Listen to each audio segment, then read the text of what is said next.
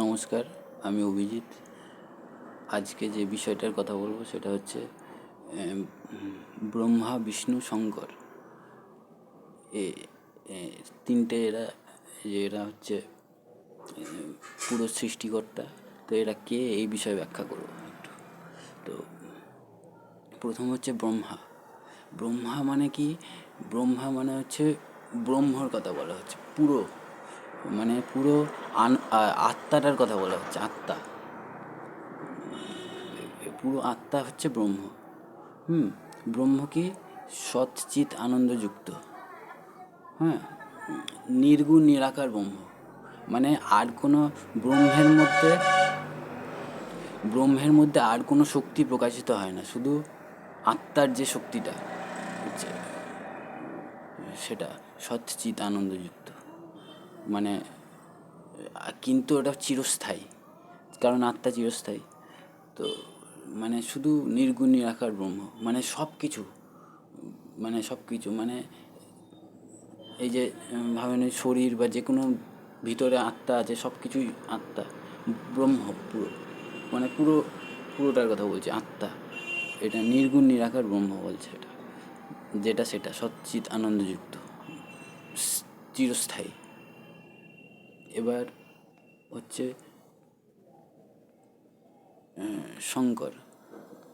শঙ্কর বা শিব। তো শঙ্কর হচ্ছে মায়া, ডিপ কালো যে মায়া শক্তি, সেটা মানে সেটা হচ্ছে এমন যে যে মানে যদি মায়া হচ্ছে এমন জিনিস, যেটা হচ্ছে শঙ্কর হচ্ছে এমন যে আপনি কিছু যদি মানে আপনি যেটা চাইবেন সেটা হয়ে যাবে। মানে সে ওয়ান টাইম পাসওয়ার্ড যেমন, ওটিপি যেমন হয় ওয়ান টাইম পাসওয়ার্ড যেমন, কিন্তু সেরকম ওটা আপনি যা চাইবেন তাই হয়ে যাবে। যেটা আপনি কল্পনা করতে পারবেন সেটা আপনি পেতে পারবেন মায়ের কাছ থেকে। কিন্তু ওটা ক্ষণিক হবে, ওটা স্থায়ী হবে না কোনো। কিন্তু আপনি যা চাইবেন, আপনার স্বর্গ নরক সব কিছুই মায়ার তৈরি। তো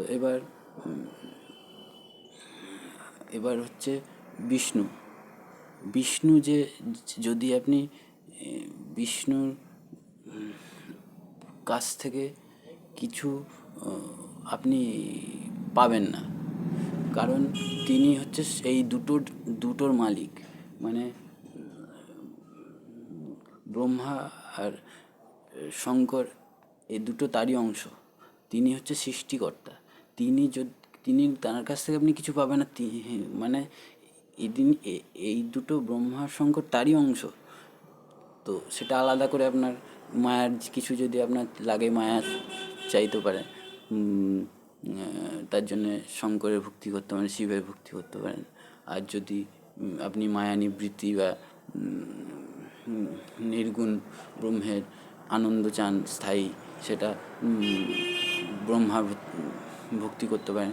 কিন্তু আর বিষ্ণু তো হচ্ছে আমাদের মানে সব কিছুই তার আন্ডারে। তিনি হচ্ছেন সৃষ্টিকর্তা। ব্রহ্মা আর শিব তো তারই অংশ। তো তার কাছ থেকে আলাদা করে আপনি কিছু পাবেন না। মানে তিনি তো সবসময় করছে, সৃষ্টিকর্তা, সব যেটা যার ভালো সেটা সে দিতে পারে। বিষ্ণুর কথা বলছি এটা। কিন্তু এমনি চেয়ে কিছু পাবেন না আপনি। যেটা সে ভালো বুঝবে, মা বাবার মতন সে সেটা দিতে পারে, সেটা আলাদা কথা। কিন্তু এমনিতে যদি আপনার কিছু দরকার লাগে, তাহলে আপনি শিব বা ব্রহ্মার ভক্তি করতে পারেন। তো ব্রহ্মা, বিষ্ণু, শঙ্কর বুঝলেন। বিষ্ণু হচ্ছে সৃষ্টিকর্তা, তারই দুটো অংশ হচ্ছে মায়া এবং ব্রহ্ম।